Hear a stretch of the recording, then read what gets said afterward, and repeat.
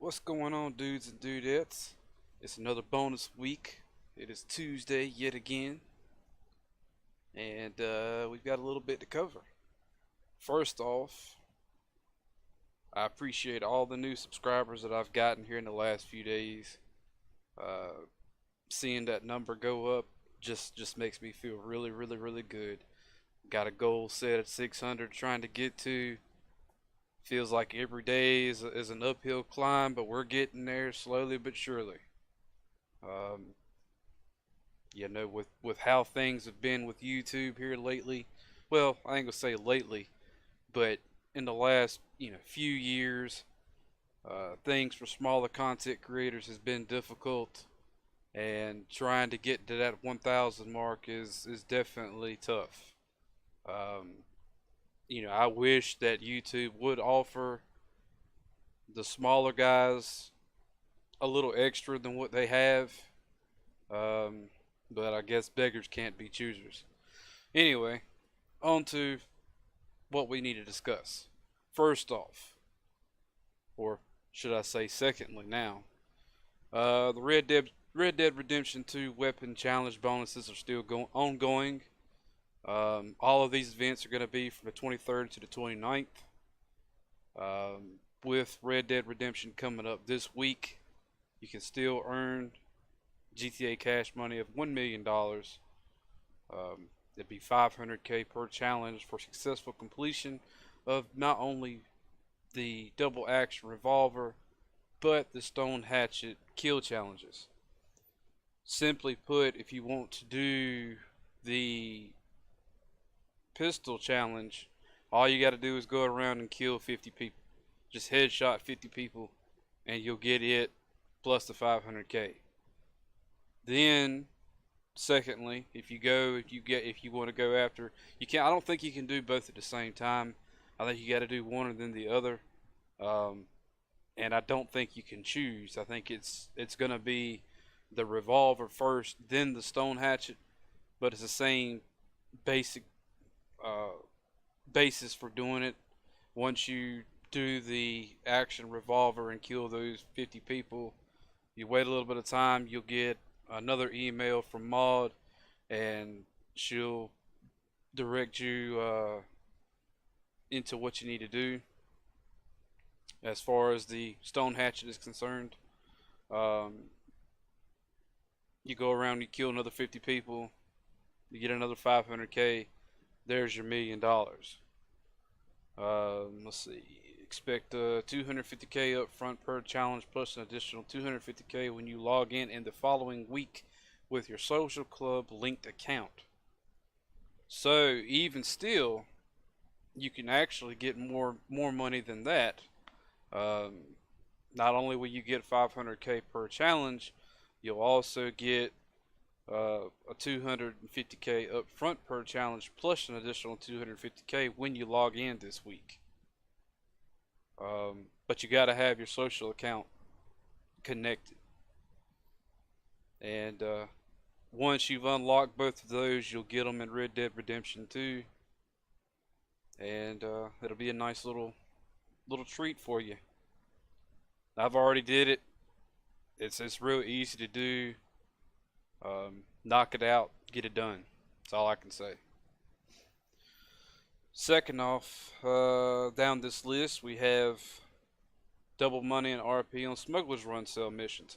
Now, as far as the Smuggler's Run is concerned, if you don't have a hangar, don't worry about this. It's honestly, to be truthful, it's not something that you want to do by yourself. If you got a few friends or a crew or something like that, and you can go in and do it and collect your crates and stuff, and be able to sell and make a little bit of money in RP. However, if you try to do any of it by yourself, you're gonna be in for a bad time. Um, I've tried doing it myself, and I have found that it's easier to collect. If you do it by yourself, it's easier to collect the crates and then sell them as with friends or a crew or whatever.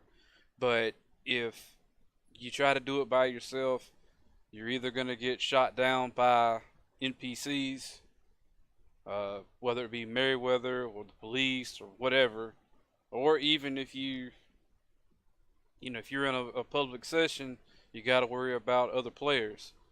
Um, you can you cannot um, do these in an invite only session. You can only do them in a public session.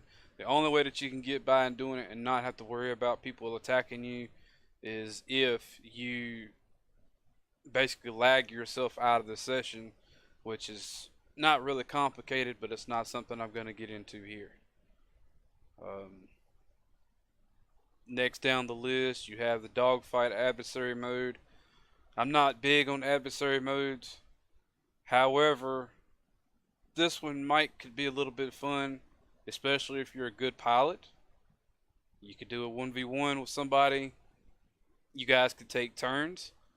It don't necessarily even have to be you against somebody you don't know. You could be you and a friend. You could go. Let's say you did 5 rounds each, and you guys took turns. Hey, that's a way of doing it. Next down the list, you have double GTA money and RP on the terabyte client jobs. Client jobs are very nice. You can do them single, in a single session by yourself. Um, you don't have to be in a public lobby, and you can or can't do them with friends. I mean, it's entirely up to you. I haven't done any of the jobs with any of my friends or crew or whatever, but typically most of them don't play at the same time I do anyway. So I just go in and do it and knock it out. And the thing is too is that you can choose when you want to do it. It's not necessarily like you got to go back to back to back to back. If you want to do one of these client jobs and then break off and then do something else, you can. Um, but at least with this, you do have the option of whether you want to play in a public or an invite only session. Next down the list, you have up to 35% off select aircraft, which will be a Buckingham Pyro, a PF-45 Nakota, LF-22 Starling, a Western Rogue, a Nagasaki Ultralight, a Volatile, the Mammoth Tula, the Mammoth Mogul, and the Blimp. The Blimp is a complete waste of time. It's useless. Don't worry about it. Don't even think about it. Just now, if the thing is that if you got a ton of money, sure, go out and buy it, have fun.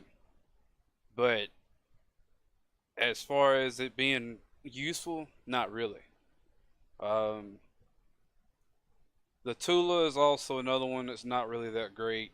Matter of fact, honestly, out of all of these, I would probably say the Pyro, the Starling, the Nakota, and the Rogue are about the nicest ones out of this whole category.